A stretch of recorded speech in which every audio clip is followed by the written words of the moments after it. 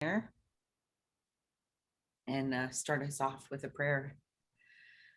All right, so placing my hands on my heart and taking that breath of love and gratitude.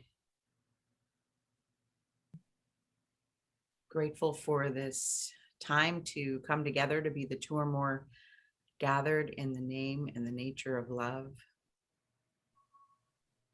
Grateful for our willingness to know the truth, to hold the truth, to have open hearts and open minds to receive the truth.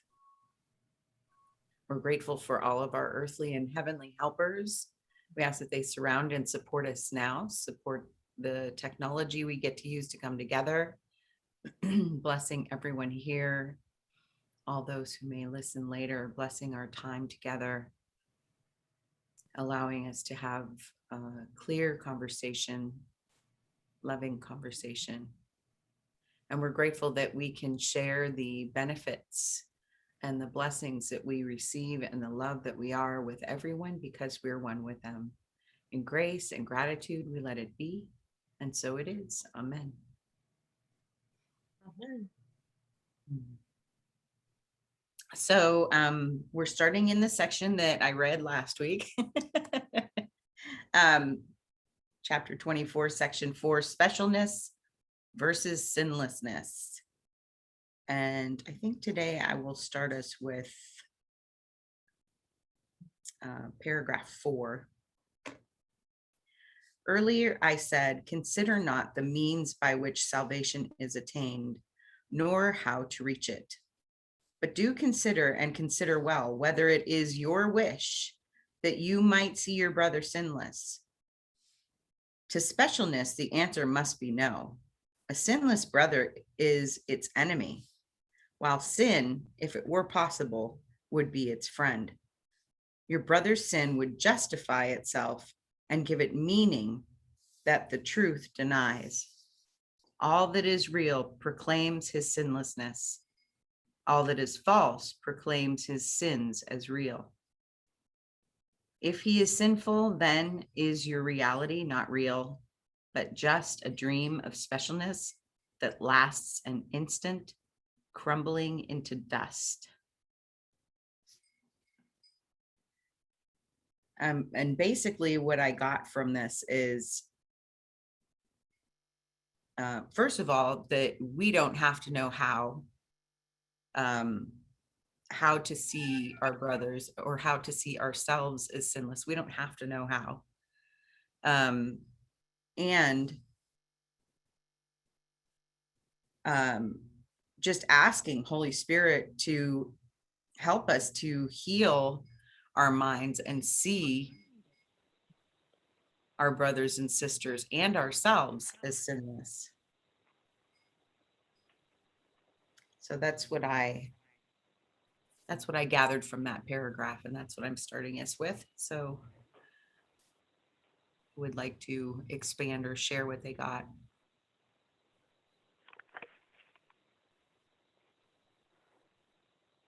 Go ahead, Carla.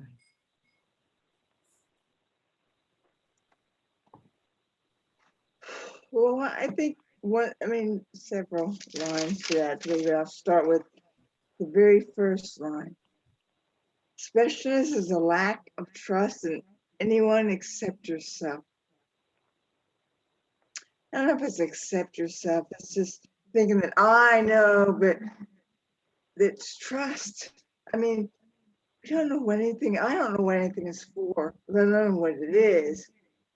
And then when people make choices that seem so odd, unfathomable sometimes, but yet to them it seems very reasonable because they chose it for some reason. And to recognize that the trust that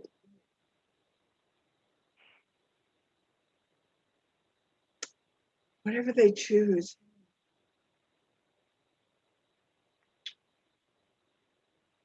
because it seems like I'm having to let go of something but I'm not really. I'm actually receiving something. I'm actually becoming more myself, if that's possible. I'm in awareness. When I think I'm losing something, the only thing, and what am I doing when I'm losing? I'm sad, I'm crying, I'm upset. What is that? That's the divine alarm clock telling me that what I think I'm choosing is not true. So I don't know if I fully shifted, but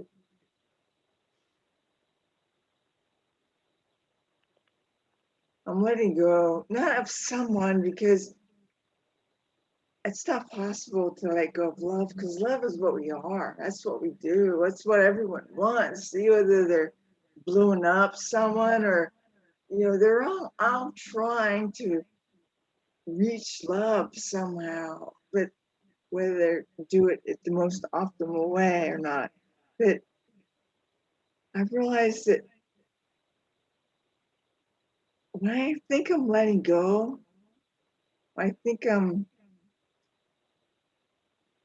just actually letting go of the illusion, the picture I have in my mind. Something happened, and then my mind creates a picture of how it will be or how something is. I'm just letting go of that picture. That's why I'm sad. I can't let go of truth. Truth is true always. I can't let go of truth. It never goes away. So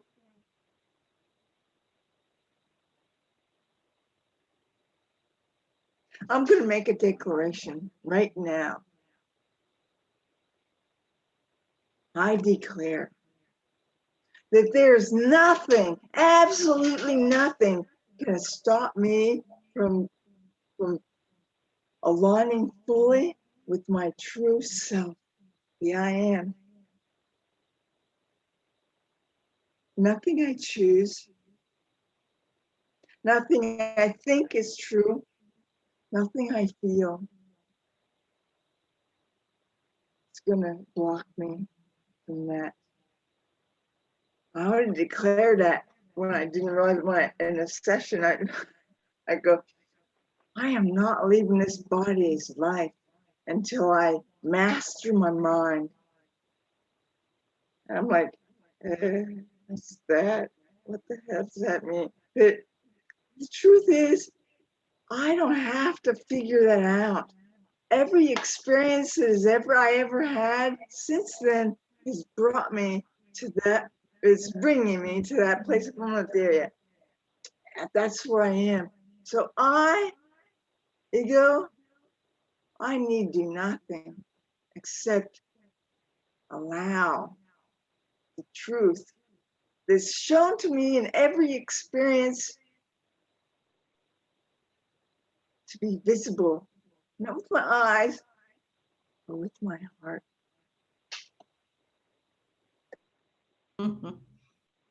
Thank you, Carla. Holding that declaration for you. Go ahead, Mary Lee. Can you unmute yourself, honey? Yeah, there you go. I'm sorry. That's all right. Well, I confess I'm having difficulty understanding the text real well. And on the paragraph that you started with, that second sentence, consider well whether it is your wish that you might see your brother sinless. And as I sit here, that's easy for me as far as the persons that I see on my screen this morning and those that are calling in. I can see that, but I can't see on figures like Hitler and persons who murder other people. To say that it's my wish and I want to see that accepted. I just am having trouble with that. And it may be I just haven't studied enough of the course, but I would like to at least get what that is saying when it says, that I want to see that. And I'm not sure that I do at this point, but I realize there's a lot I don't know.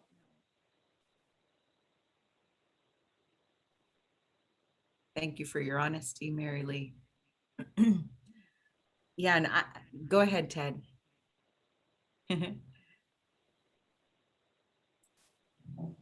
Yeah, thank you, Carla. Mary Lee, I am with you on that too. And I was given a technique. If you remember being little and playing on the playground, and you could have all kinds of games that you could play, and of course, guys, there was always war games and stuff. And sometimes you got killed and sometimes you didn't. But at the end of the round, you was able to get up and do it again, and see it again, because it isn't real. And what the course has taught me is that these bodies aren't real. So we're playing around. We're playing around. We're playing a game, and this is just one of the rounds in that game. And Hitler was a massive killer in that round, in this round. So I had to let go of what I think are all the bodies and realize that they will again get up and play again, and each to learn a lesson from whatever round we're in. So I don't know if that helps you at all, but that's the only way I myself can also justify looking on other beings in bodies that do such horrendous things.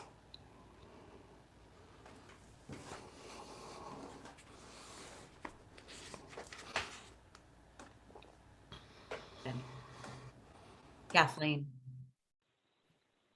Hi. Well, for me, I just keep hearing Jesus say, pass it by. And Art and Persa say, don't make it real, because there goes your peace, right out the window. It's not our place to judge what's going on here, because we're doing it in one sense, and we're tired of seeing the world as an evil place. And so for myself, I have to have compassion for the things that are going on now, global warming and all the animal abuse and stuff. It's not my place to judge it. For me, getting into judgment is going away from what Carla is talking about, is being one with my I am presence. My I am presence doesn't care that much about what's going on in this dream. Just like this dream I had last night, it's like very in-depth, very full of ego stuff. And then I wake up from it, and I get it that I created that dream on the demands of the ego, and I'm creating this one on the demands of the ego. And I don't know if that helps, because we are, of course, compassionate beings. And I want to be able to look at Hitler wherever he is now and say, I know Jesus and God forgave you. I have to just let it go. I have to pass it by. Otherwise, I'm going to get hooked up into judgment, just like why I don't listen to the news. And then, Art and Persa telling Gary Renard that our own government brought the Twin Towers down. That it was Donald Rumsfeld, and then telling him, Gary, don't make it real. Don't get all upset about it. Or here, let's go take you to meet these aliens. Oh yeah, aliens are real. Don't get too excited about it. It's still part of the dream. It's an enormous dream that we're in. I mean, it's huge and complex and very old. And we've been here over and over and over and over and over. And really the only reason that left is to use our bodies to communicate with each other, to tell each other that we're loved and that we are innocent. Everyone is innocent. We can't pick and choose who's not innocent. It doesn't mean like suddenly you want to go out and murder people or, you know, for me, figuring out what to do every day is still a challenge. And knowing that it's really about going up and out and picking up trash and being nice to people and keeping my head out of judgment, that's pretty much does it for me. So I don't know if that helps, but that's my point of view. POV. Thank you, Kathleen. Saskia and then Carla. Oh, I was just really knocked out by your statement, Carla. And when you said that, I mean, I'm so far from being, from experiencing all that, but it just made it sound so simple and obvious. It was beautiful. And I want to have the recording of this session, really. Also, I feel Hitler is always the guy who carries the can, and all our shadow is dumped on him, and it's quite convenient in a way.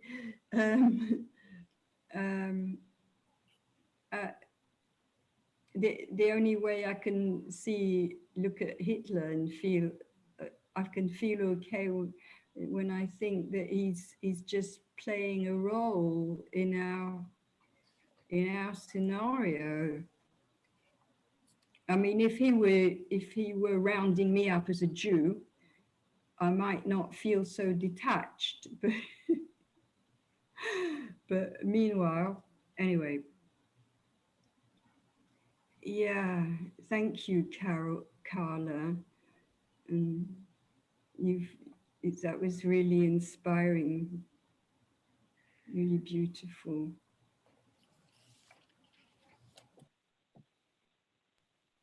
Thank you, Saskia.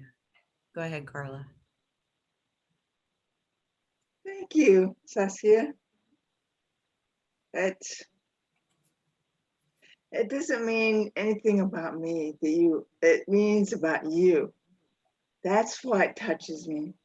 Not because you see me as special, but because because if you realize what I say touches you, it's within you. So I told myself a lot of stuff that wasn't true for a long time. It doesn't make it true. Just because I told myself this, because I feel it, just because I believed it. No, that's what I'm doing. Now I still have doubt, still feel it, ego, whatever it is, the body, whatever it is. I say what I say, and I still feel it, but I don't believe it. No, but that's why you make the statement, because you're making a commitment. It's all right. I'm not putting you on a pedestal. I just Okay, great. So let me go to the book. So the second paragraph. Well, it starts with what is the purpose of the body be but specialness, the first line. But then I go to the fifth line. Yeah, bodies have no goal. The purposes of the mind, and minds change as they desire. What they are and all that their attributes, they cannot, the truth is they cannot change your mind. You can change just what you believe. You don't change yourself. God created us as we're created. We can't change that just because we believe it or feel it or doubt it or whatever. But what they hold as purpose can be changed, because my mind has changed in focus and desire. I didn't believe it was possible. And the body still wants to tell me it's not possible. The mind, the part of the mind that is separate, that thinks it is separate, wants to hold me in the illusion, wants to hold me as the servant and it the master. That's not true. Why? The I am is the master, and I am the I am. And so in paragraph 3, you can but hurt yourself, the first line. That's what I did for most of the week. I was sobbing. I thought I had to let go of something because I was told to let go of the appearance, let go. I thought I had to let go of the love. No, love cannot be let go of because love is what we are. But I have to let go of, I have to, but I choose to let go of what I think that's going to lead to. What I think that means to the separated self. Because what it truly means can never change. Can never, never, never, never, never change. No matter what anyone believes or does, like Hitler or anybody else, they don't change it. They just are believing some illusion. They don't change it. Truth cannot be changed. I'll stop there. Thank you, You Carla. know, I have to admit, I still have a real difficulty with that concept of not being a body, and that's been my lesson now for about the past 15 days in the course, and I'm repeating it daily. But you know, it's a real difficult one for me to let go of right now, and I don't know if it's part of that is because my body is, I'm experiencing a lot of discomfort and you know those kind of things from this stroke, but it's just a really hard one to get rid of. And I think it's about raising your consciousness to another level of seeing ourselves as spiritual, but again, that's not an easy task. Yeah. Yeah. Can I It's respond to that, Linda? It's Yeah. not that we're not a body at all, because in a way we are. This life, we are, the body is part of what we're doing, whether it's real or not, whatever. It's part of us. We're not just a body. That's what came to me. We're not just a body. It is the form experience we chose in this life to experience something, to let go of something. That's what my feeling is. But that has helped me. That 4-lettered word, just. We're not just a body. Yeah. I hope that helps, Deborah. And then the other thing I'd like to add is I was listening to this discussion.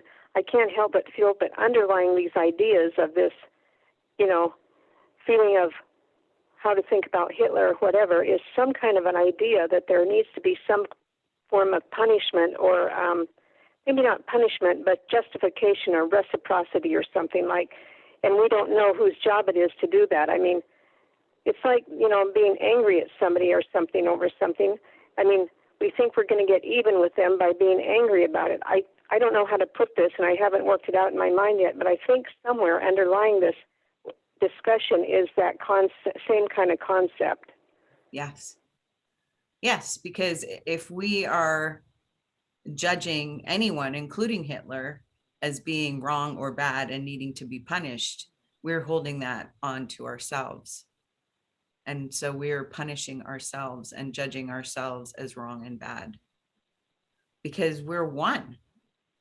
So we cannot separate ourselves from Hitler or Mother Teresa. We're one. So it's all aspects of ourselves.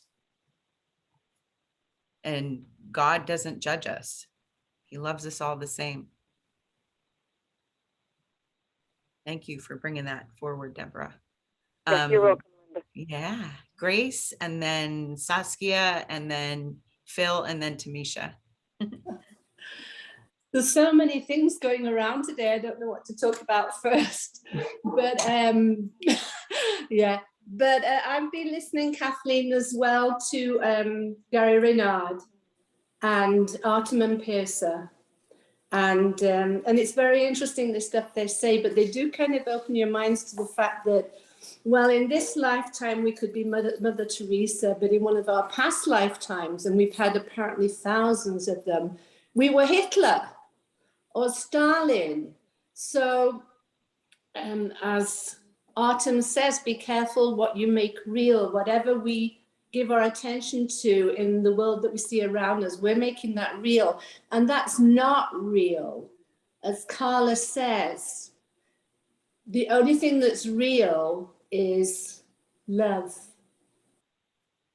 So I think, you know, it is hard to get your mind around a lot of these things, like my body's sick, I don't feel well, I'm sure I'm a body.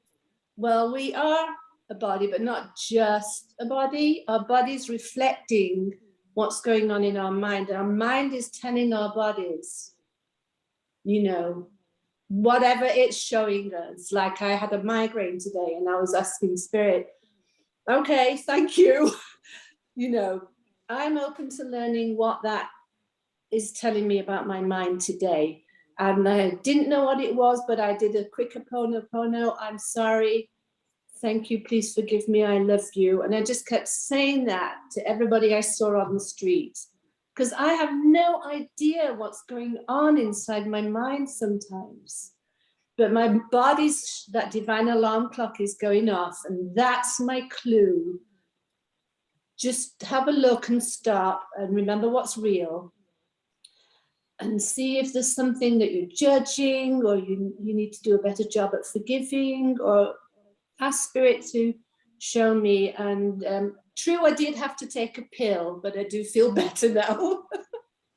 So I used a bit of magic and I used a bit of Spirit, and I feel better now. But that's really interesting. I was listening to Gary Renard this week, and I heard, Kathleen, what he said about the 9/11, and it was horrifying to me that our vice president did that. And apparently Bush didn't know about it. It's not real, but even so, I was horrified. But then I could have been a terrorist in my last lifetime too. So I don't need to make that too real. So I have been working on just forgiving that over the last few weeks since I heard him talk about that.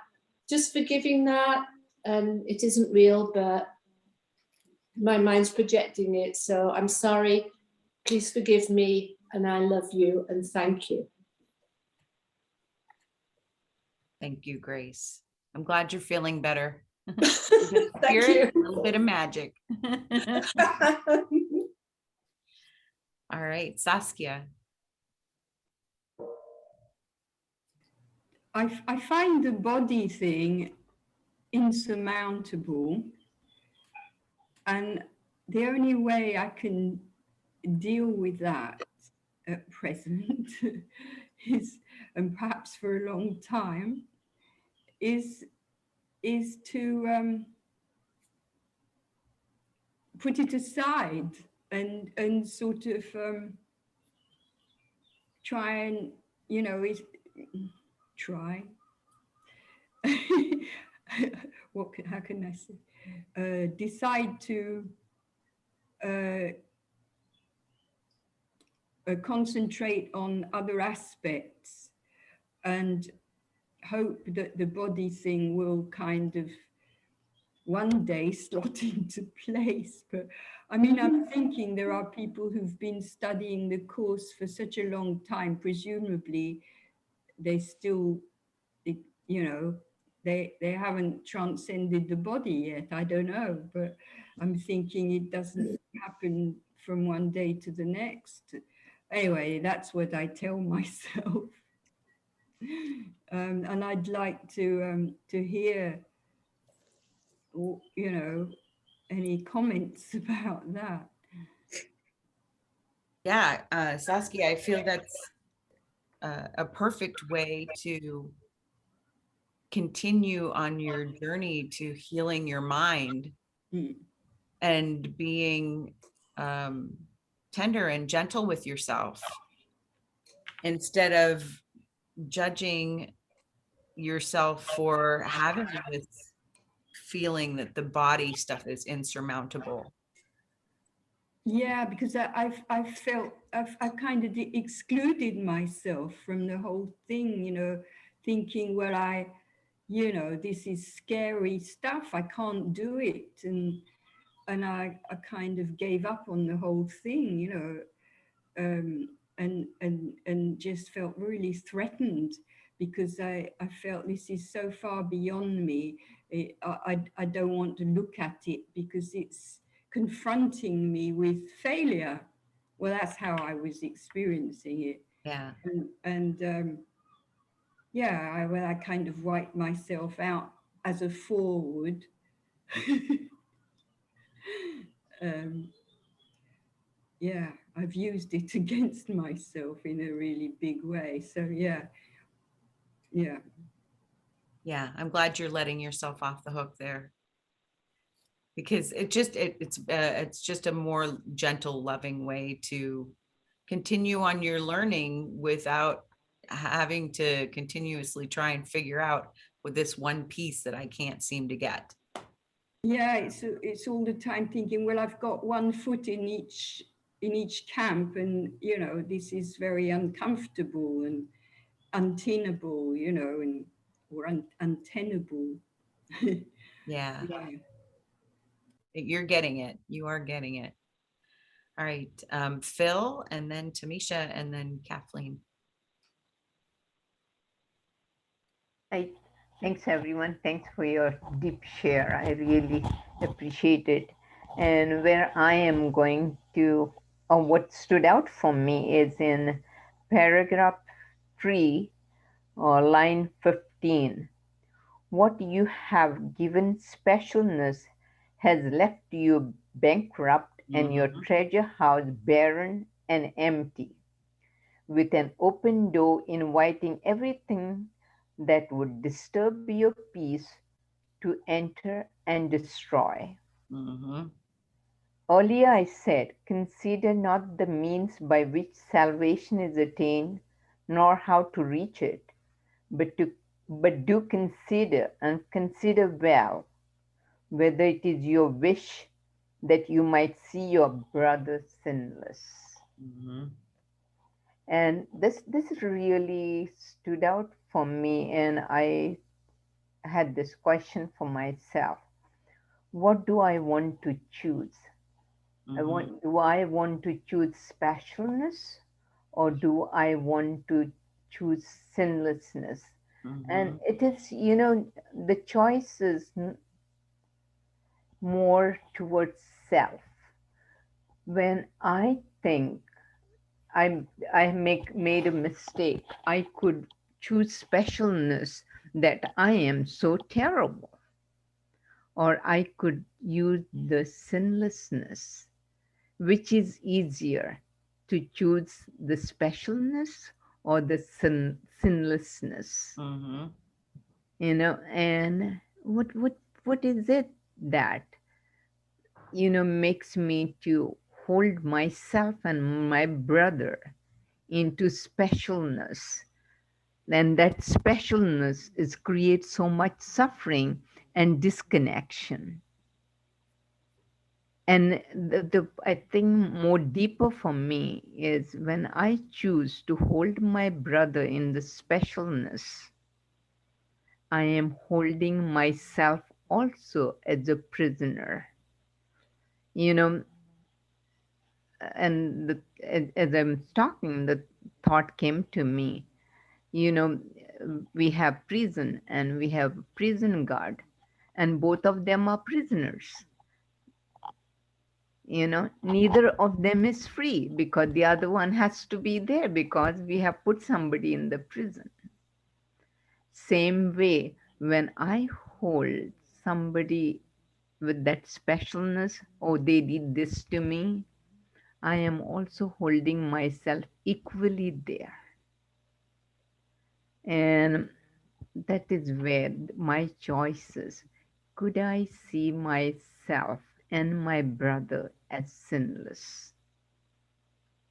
And I'm not there, but it is the desire, and this is where I want to be, in that place of setting myself free so that I can see my sinlessness, so that I can see the other sinlessness. Thanks for listening. Thank you, Phil. Thank you for that beautiful aspiration. Tamisha. Oh, I don't feel like talking anymore because Phil kind of just said everything I felt. Said everything I felt. Yes, that is my will as well, to see my brother and sister without any specialness. And I kind of look at it as, I'm not sure if it was in this group I heard it, but the hose effect. When you turn the hose on and you're the first one who gets that good stuff, the watering, right? So I always look at, I know that if I give my brother and sister the forgiveness and the love without any substitute for love, I know I am the first one who's getting that love. But yeah, it's hard. And I thought I was there until I realized that there's still hidden judgments, even in just the simplest thing, the simplest situation. Yes, I will forgive. Yes, I'm not attacking, but I would say things, even if I say something like, well, I know this is not about me, right? I know this has nothing to do with me. This has nothing to do, this has to do with your healing or your experience. I realize that it does not come from a very holy and special, holy place. It does have that specialness in it. It does have that judgment. I'm using the holy words, but the intention is kind of still of the ego. So yeah, moving away from that specialness to holiness is hard work, but I am willing to get to it, that place. Yeah. Thank you, Tammy. Cool. Yeah, it reminds me, and I thought about this earlier when Mary Lee was speaking of Hitler as well, that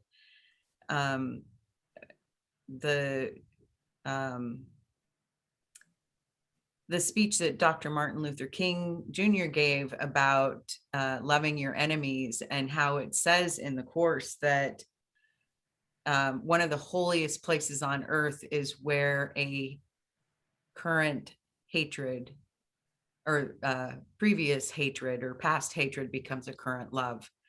And so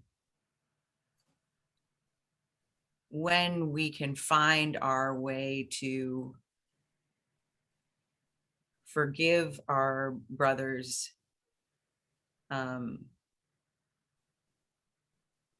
what we deem as even the worst things, to the point where it's as if nothing occurred.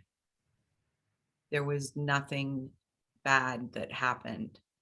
When we can do that is when we can see the Christ in every single person, including ourselves when we look in the mirror. So that's what I'm interested in. I'm not there yet either, but that is my aspiration. So yeah, thank you. Kathleen. Well, I was just reading again in chapter 2, where it says at the end, but what they hold as purpose can be changed, and body states must shift accordingly. So our body is constantly shifting on a level that we can't really see according to our beliefs. And who was it? Deepak Chopra that talked about, you don't have to get old. It's all our beliefs about getting old that make us get old. And I have this, maybe this belief that there's free radicals running around my body, creating cell damage. So what I can do with that is to ask my cells to continue to work cooperatively which Seth says they do. Our cells cooperate beautifully, unless we tell them that, okay, time to get old, or time to, get an earache, or time to whatever. So that's what I affirm, that my body just holds steady. All my cells are cooperating. And one way that I know that I am not changing is when I hear younger people say something like, I was watching Make the Cut yesterday. Oh, do you think older people are ready for these cool young clothes? I'm like, what are you talking about, older people? And there's just absolutely no difference in here between when I was young and now. No difference. That has amazed me my entire life. That there's a part of me that is always observing and doesn't participate in getting old. That was just one thought I had. And then number 5, it says, do not defend this senseless dream. And part of like wanting to punish people like Hitler is defending this senseless dream. We don't need to defend it. It's a dream. And the more we can laugh at the ego, I was listening to what's his name is dead, who used to be one of the early teachers of the course, talking about how the ego has guilt. Okay, so now it's perfect love, and then guilt, and then special hate, and then special love, and then empathy. So that when you're empathizing with someone, oh, I'm so sorry for you. I'm so sorry. You feel so bad. And then I start feeling bad. That's covering up special love and special hate. You really hate the person who's sick. Fuck you. I don't want to take care of you. But, oh, I'm so sorry you're feeling bad. So anyway, the audience starts laughing. And he said that is a perfect response, because the ego is nuts. And it does all this convoluted stuff. Like even at the end of that third paragraph, offered to them, no gifts can be returned. What you have given specialness has left you bankrupt and your treasure house barren and empty, with an open door inviting everything that could disturb your peace to enter and destroy. That's so insane. So I think the more we can laugh at the ego, and the more that we know that we are all one, and that we are timeless, and to keep getting that feeling, whether it's through beliefs about aging, or beliefs that people about all colors are the same, or whatever the same beliefs that we can hold on to, can help us get it, that we really are here temporarily, very temporarily, and that we are actually back with God. And we're only here to communicate with each other. So yay, Linda, for having this show. I'm so special.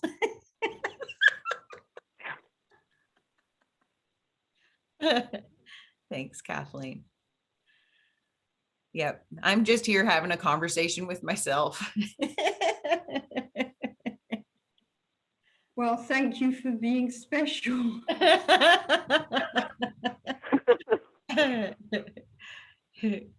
Yeah, I know. I love the that whole idea too about the things that we tell our bodies about how we have to fall into this category of aging. And I was just having a conversation with a friend this morning who, she's a breast cancer survivor, and she has to go in for a yearly exam today.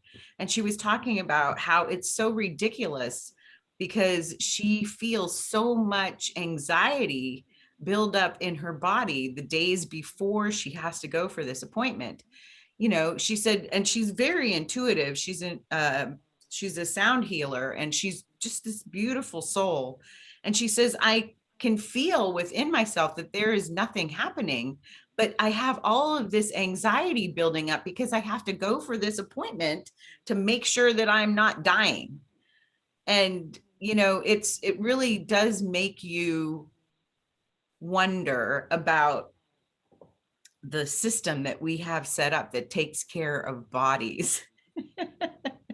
And, how so many people with so many degrees and so much schooling behind them can appear to know better than we do what is good for our bodies, or what is bad for our bodies, or what our body should or shouldn't look like or feel like, or be able to do. So Yeah, one of the things that I have in my contract this year, at the end of my contract, which I say it several times a day, is wholeness is when the way of my being matches the truth of my being.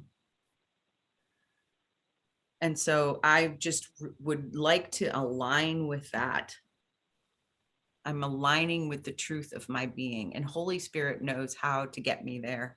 I don't have to know how, but I am just repeating that every day. I am aligning with the truth of my being. Will you add that to our Facebook group, that quote, Linda? I absolutely will. Yeah. And I was thinking that what Phil said about the prisoner and the prison guard is similar to the medical system. I mean, I see the medical system as a prisoner just as much as the patient. Yes. Absolutely. Yeah.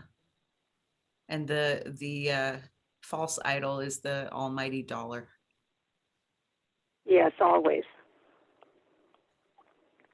And thank you for being special, Linda. You're welcome.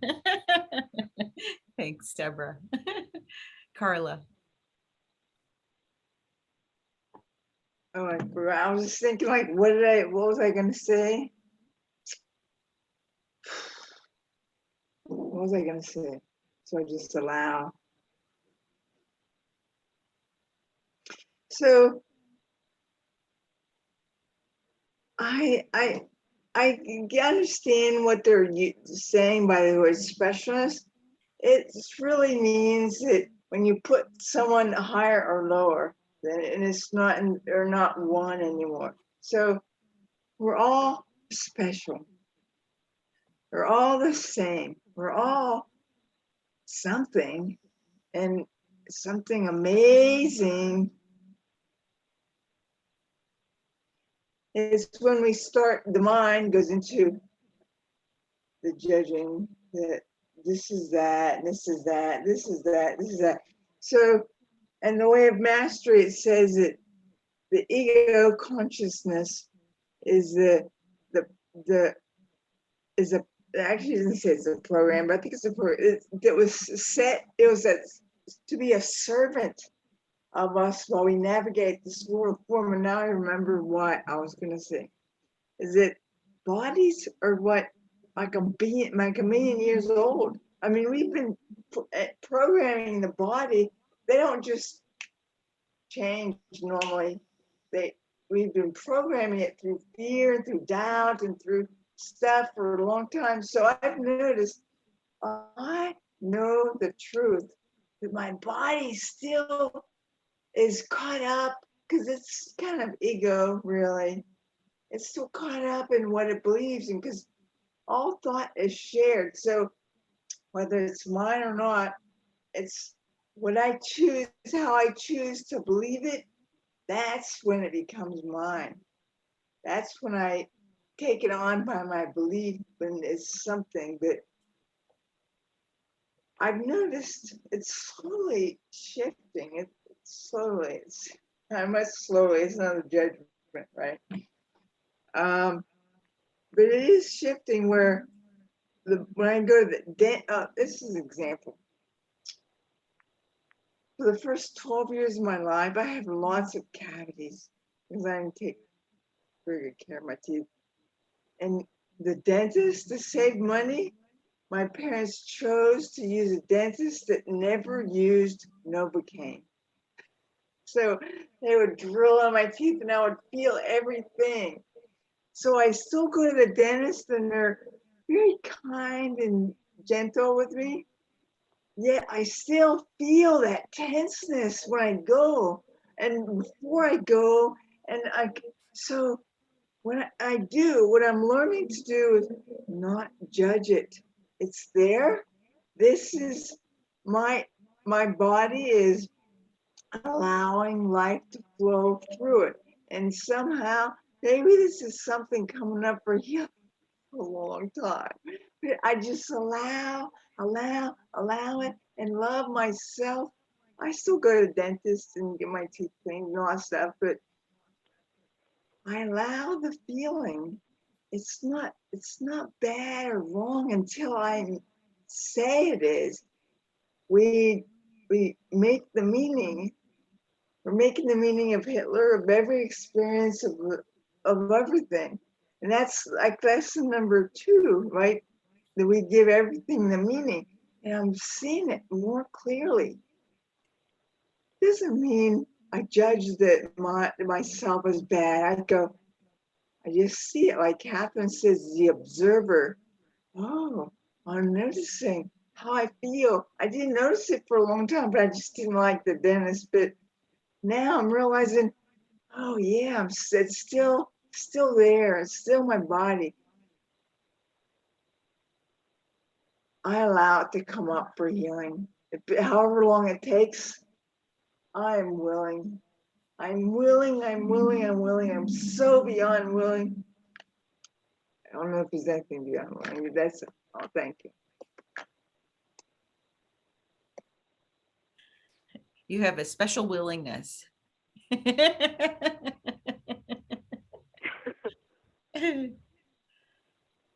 Yeah.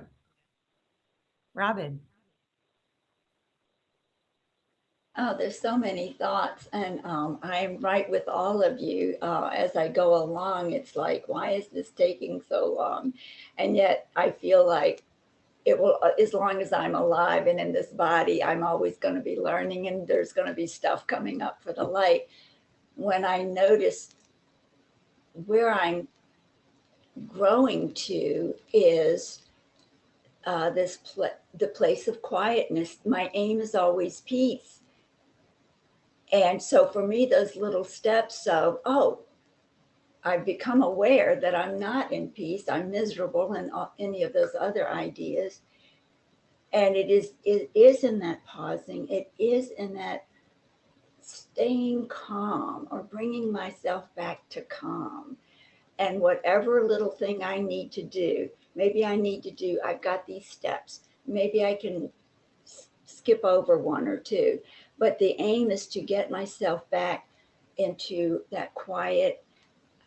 For me, I feel like the quietness is really a key for me.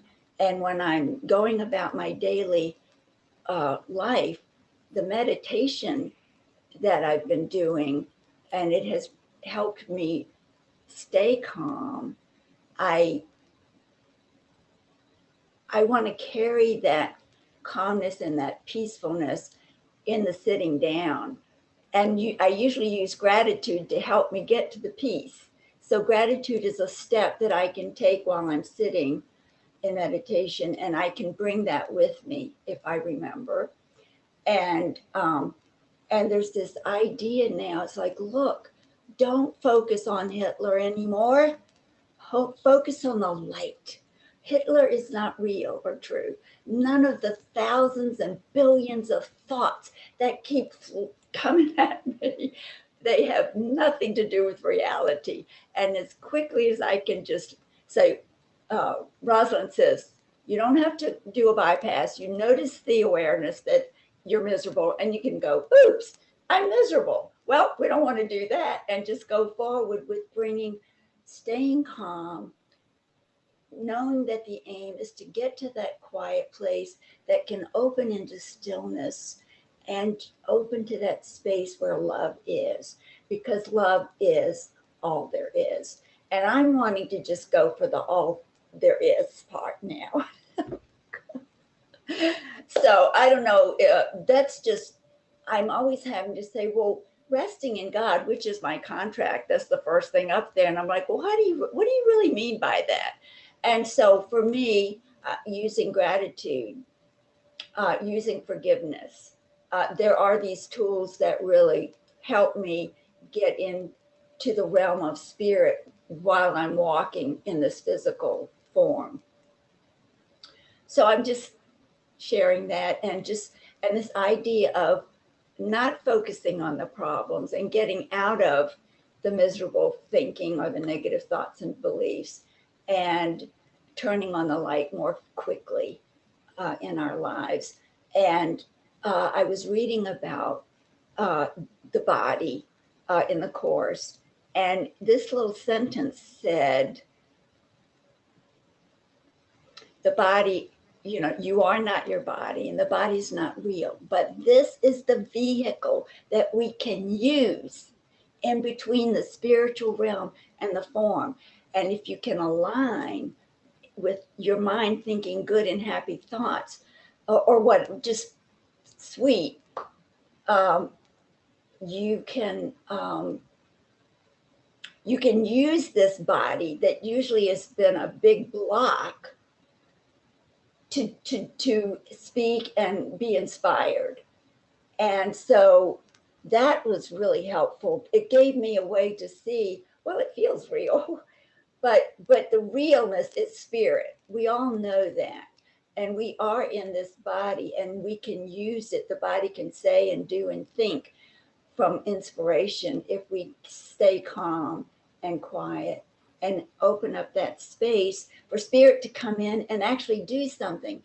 And the last thing I want to say, what's coming up for me is I've got so many things that come towards me and I'm upset about. Every day there's a challenge. It's like, can we just have a break? But anyway, and then I'm saying, I know that this is for me to let it come up. And I've got all these distractions. It's because they're in there, and they're just, I'm getting more to understand when the thing comes up, that instead of being pissed off or just unhappy, I can say, here's my opportunity to rest in God. And I don't care what. So usually there's a topic or something specific has happened. And when I wake up and notice, then I can start going into the quiet space. But what's come up for me, and you guys will probably be all like, well, yes, Robin, but I just got this. I just got this. Whenever we are focusing on love and light, whether it's a phrase or whatever way we bring a tool of love into us, that opens up myriads of happenings that aren't even associated with the thing that you're upset about.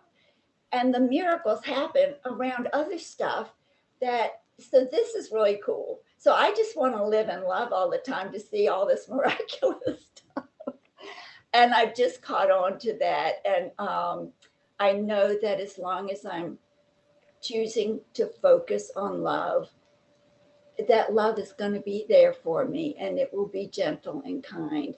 And that's really comforting for me. And I don't do it to see, I'm just getting that if I stay in love and quietness, the doors are opening for all kinds of things that I didn't even know that I need to think about and bring to the light. So thank you. I know it must be over 12 o'clock. No, I do have to go, but I did want to say, what you reminded me of was, and I'm not sure if it's in the course or I just heard it from another spiritual teacher, focus on the light and the darkness will take care of itself. I think it is in the course, reflect the peace of heaven. And that's what you will see is the peace of heaven. But it also reminded me of, Mr. Rogers saying when he was younger, his mother would say, if there was a fire or something, you focus on the helpers, the people that are bringing the light to the situation, focus on them. Love Mr. Rogers. Yeah, love me Mr. too. Rogers. Love Mr. Rogers. Yeah, Nancy Gail, I have to go because I have an appointment after this, so I'm going to close this out. Is that okay? I'm sorry. I just wanted to say one really just quick thing. I've been noticing and experiencing, I came up with this idea yesterday. The love in this community is contagious. Just like they're talking about the virus, this love in this community is spreading. It's contagious, so just keep it up. Take your daily shot of love. Thank you. All right, so next week, continuing in chapter 4, section 5, the Christ in you. And I'm going to quickly read, hopefully. Let's see if it's not too long. I may not read all of it. The Pathways of Light Insights for lesson 201, which is a review of I am not a body, I am free for I am still as God created me. It was obviously picked especially for Deborah. I trust my brothers who are one with me. To the Holy Spirit, what is true about one brother is true about every brother. There are no differences. There is no specialness in Holy Spirit's sight. Today, my practice is to see every brother as the Holy Spirit sees him. That is how I return home. That is how I remember the truth in myself. My brother is not his or her body. There we are. Everyone is free. Everyone is still as God created them. No one is their mask. No one is an individual self. My lesson today is to trust the truth in my brother. I am learning to practice seeing past the false identity today and every day. This is my pathway home to freedom. This is my pathway to happiness and everlasting peace. The truth of one united mind is true and nothing else is true. I have another day before me to practice again, remembering this truth. And I'm going to stop there because I do have to get skedaddle out of here. So thank you so much, everybody. I love you so much. Thank you for bringing so much joy into my life. And let our love and joy be contagious today and every day. Thank you, Linda. Thank you. Thank you. Thank you. Thank you, everyone. Thank you. Love y'all.